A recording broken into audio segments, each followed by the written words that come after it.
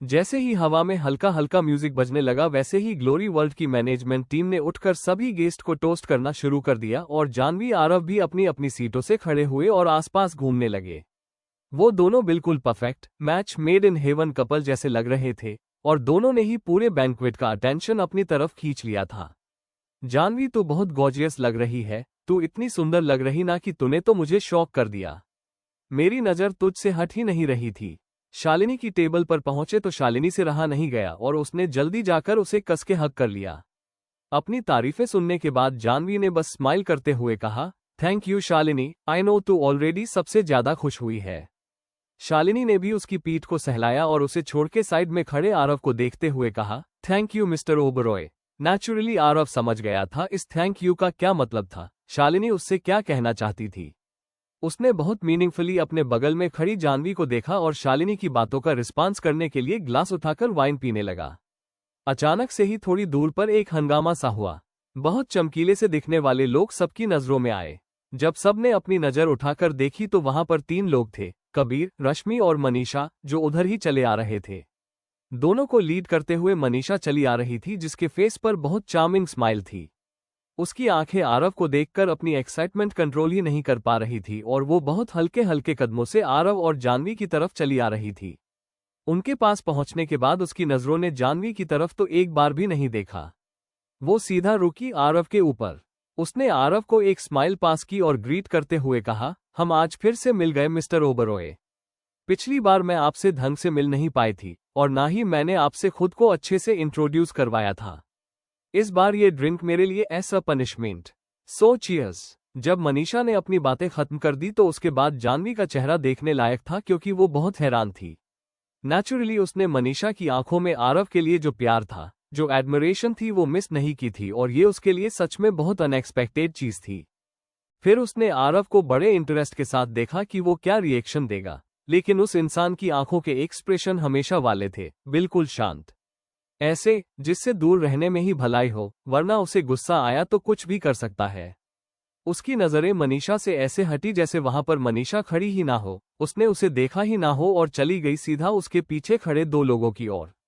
जानवी जो सिर्फ आरव को ही देख रही थी, उसकी नजरें नोटिस करते हुए उसने भी उधर ही देखा जिधर वो देख रहा था और पाया पीछे से कबीर और रश्मि भी चले आ रहे हैं। इस टाइम मनीषा ने काफी ज्यादा ड्रिंक कर रखी थी और आरव के सामने जाकर भी उसने बहुत एटीट्यूड के साथ ड्रिंक किया, जिसके बाद उसे कोई रिस्पांस नहीं मिला। उसने देखा कि आरव ने तो उसकी तरफ एक नजर भर के भी नहीं देखा और ऐसे रिएक्ट किया जैसे उसकी आवाज कानों तक पहुंची ही ना हो।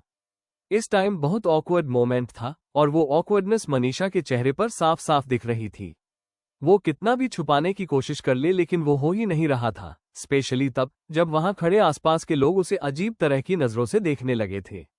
उसका चेहरा उतर गया। उसने कबीर को अपनी तरफ आते देखा तो वो अपने कदम पीछे करके खड़ी हो गई। वो थोड़ी सी अपसेट और थोड़ी एम्बैरेस्ड थी। कबीर ने एक जेंटलमैन होने के नाते आगे आके सामने से कहा, कॉन्ग्रेचुलेशंस चेयरमैन ओबरॉय। दीदी, आज आप सच में बहुत सुंदर लग रही है। मुझे हमेशा से पता था आपकी खूबसूरती आपने छुपा के रखी हुई है। रश्मि का चेहरा अभी भी ब्रांड एम्बेसडर न बनने की वजह से थोड़ा पीला सा पड़ गया था, लेकिन उसके चेहरे की स्माइल कम नहीं हुई थी। वो इतनी नाजुक लग रही थी कि कोई भी उसे इस हालत में देख ले तो उसके लिए सॉरी फील करे। मनीषा आगे बढ़कर रश्मि को खींचना चाहती थी लेकिन रश्मि ऑलरेडी जानवी के पास चलकर जा चुकी थी। उसने वेटर की ट्रे से एक वाइन का ग्लास लिया और जानवी को थमाते हुए कहा, दीदी, मैं आपसे कहना चाहती हूँ ये साल आपके और ग्लोरी वर्ल्ड के लिए बहुत बेहतरीन साल रहे। ये आप दोनों के ही पर्सपेक्टिव चीजों में आपको नेक्स्ट लेवल तक लेकर जाएगा। जानवी बहुत ध्यान से उस वाइन के ग्लास को ऑब्जर्व कर रही थी और फिर उसने अपनी आईब्रोज उठा के आरव के साथ एक लुक एक्सचेंज करी कि वो उसे लेना चाहिए या नहीं। फिर थोड़ा सोचने के बाद वो धीरे से उस ग्लास को पकड़ने लगी, लेकिन जैसे ही वो उसे अच्छे से पकड़ पाती वैसे ही एक दूसरी चीज सबके सामने हुई। वाइन के नीचे गिरने की आवाज सबको सुनाई दी, साथ ही साथ सेम टाइम पर शालिनी के चिल्लाने की भी आवाज आई। जानवी ध्यान से। जानवी को भी रियलाइज हो गया था कि कुछ गड़बड़ है। उसने बिजली की स्पीड से भी तेजी से गिरते हुए ग्लास को पकड़ा और उसे ऐसे पकड़ने की वजह से वाइन उसके हाथों पर गिरा जिसकी वजह से उसके हाथ गीले हो गए। ये सब तमाशा होता हुआ देख रही और एक्सपीरियंस कर रही जानवी के चेहरे पर एक अलग ही स्माइल थी और वो मीनिंगफुली रश्मि को देख रही थी जिसके चेहरे पर माफी भरे एक्सप्रेशंस थे, जैसे उसने जानबूझकर ना किया हो। रश्मि उसे स्माइल करके सॉरी वाले एक्सप्रेशन दे रही थी। वहीं जानवी ने उस आधे खाली ग्लास को देखा जो उसके हाथों में था। आई एम सॉरी दीदी, ये सब मैंने जानबूझकर नहीं किया। पता नहीं कैसे मेरा हाथ फिसल गया। रश्मि अपना सर नीचे किए धीरे धीरे उससे माफी मांग रही थी। जैसे ही रश्मि ने ये कहा, वैसे ही शालिनी जानवी को डिफेंड करते हुए बोली, मुझे तो लगता है ये सब तुमने बहुत सोच समझ के किया है। तुम बहुत तेज हो रश्मि, खुद को इतना मासूम दिखने की जरूरत नहीं है। तुरंत उसकी बातों से अफेंड हुई मनीषा आगे आई और बोली, जबान संभाल के बात करो। वही इन सब चीजों में जिसके वजह से सब लड़ रहे थे, वो जानवी अभी भी शांत पानी की धारा जैसी खड़ी थी। उसके फेस पर अभी भी वही सेम स्माइल थी। ऐसे लग रहा था जैसे वो अपनी आंखों से ही रश्मि को ठुकरा रही है।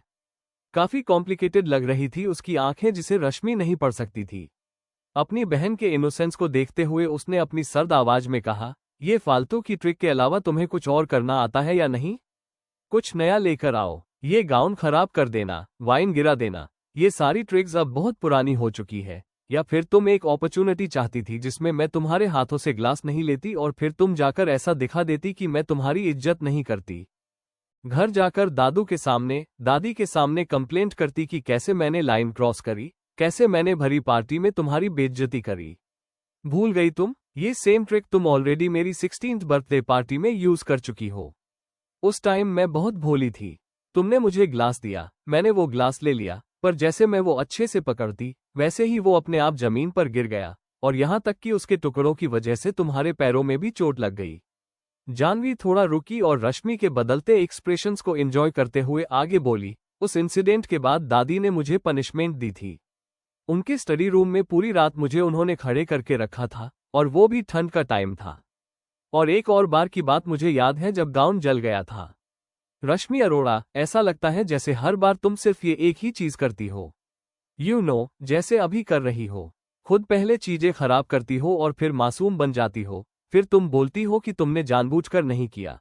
एक बात हमेशा याद रखना, जब बहुत बार कोइंसिडेंस होने लग जाए ना, तो फिर वो कोइंसिडेंस नहीं रहता। वो एक सोची समझी साजिश होती है। तुम्हें क्या लगता है, तुम जिस तरह का नाटक करती हो, जिस तरह की साजिशें करती हो, वो कोई और नहीं कर सकता? तुमसे अच्छे अच्छे ट्रिक्स दूसरे लोग कर सकते हैं।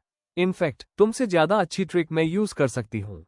ट्राई करना चाहोगी? रश्मि का छोटा सा चेहरा जानवी की बातें सुनकर पीला पड़ गया था।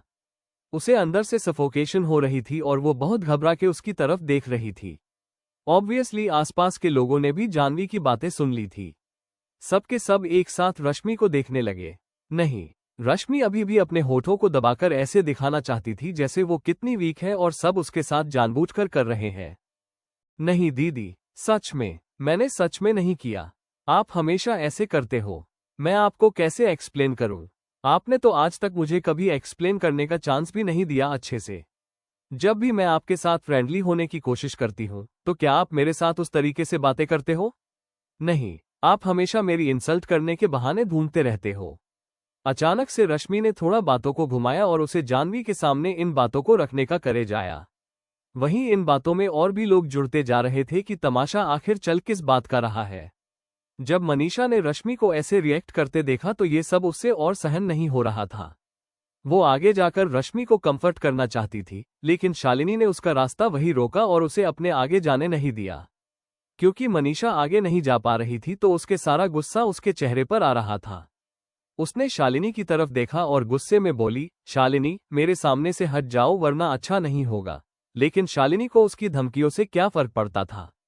एक बात बताओ मनीषा, मैं इतनी बड़ी हो गई, लेकिन अब तक मुझे किसी ने बताया ही नहीं किसी के सामने से कैसे हटते हैं। क्यों ना तुम मुझे इसका एक डेमो करके दिखा दो। शालिनी गुप्ता, मैं तुम्हें एडवाइस दे रही हूँ, मुझसे भिड़ने की तो कोशिश भी मत करना और लाइन क्रॉस करने की तो सोचना भी मत। शालिनी ने बिना किसी फिक्र के कहा, तुम लोग बार बार लाइन क्रॉस करते हो, तुम लोग बार बार जानवी के साथ आकर लड़ते हो, बार बार उसे परेशान करते हो। पता है ये लॉन्च पार्टी कहाँ पर हो रही है? ऐसे ही मुंह उठाकर कहीं भी अपना तमाशा बनाना शुरू मत कर दिया करो। ये मेरी एडवाइस तुम याद रखना मनीषा।